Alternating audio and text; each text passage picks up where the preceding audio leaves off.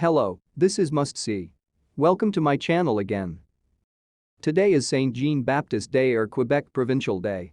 Almost all the grocery stores and malls are closed, very few people walking on the street, a handful of vehicles running on the road. People might be camping outside of the island, relaxing at some places, boating in the St. Lawrence River or just doing nothing at home. I decided to casually travel around the Montreal island and enjoy the rarely tranquil and peaceful moment of the city. My friends, in this short video, please follow my camera to have a look at the street views in Montreal on the Saint Jean Baptiste Day, and I will chat about my experience in Quebec.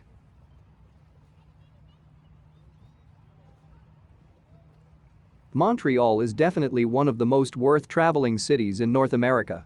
As you know, it was once the largest city in Canada, but one political movement changed everything, which is the Quebec sovereignty movement.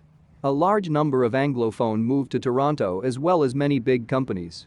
Since then the economy of Montreal had been going down and finally was surpassed by Toronto and became the second largest city in Canada. It seems all French Canadians should have a full review of this movement and never ever make the similar things happen again. If you believe so, you are wrong. Quebec adopted the Bill 96 recently, and Anglophone is left in an embarrassing situation again.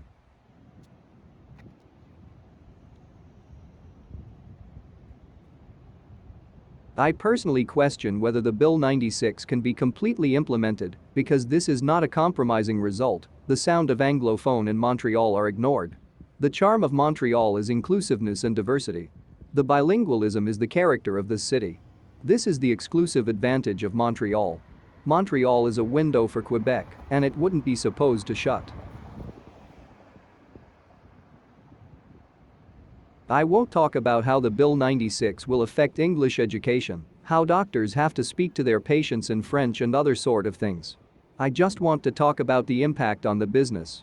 For instance, there are many clothing companies in Montreal. This type of industry has a very tight relationship with the international trade nowadays. Actually, any companies that are doing the business relevant to the international trade have to use English as the working language. In other words, based on the Bill 96, those companies require their employees to be expertise and be able to speak both fluent English and French. Is that easy to do so? I don't think so. First, the proper employee is hard to be found. Second, forcing employees to be bilinguals can be costly. Third, language police officers will find difficulties regarding the fairness in law enforcement. Anyway, this bill would eventually damage the most Quebecers' benefits. Unless they don't care about it.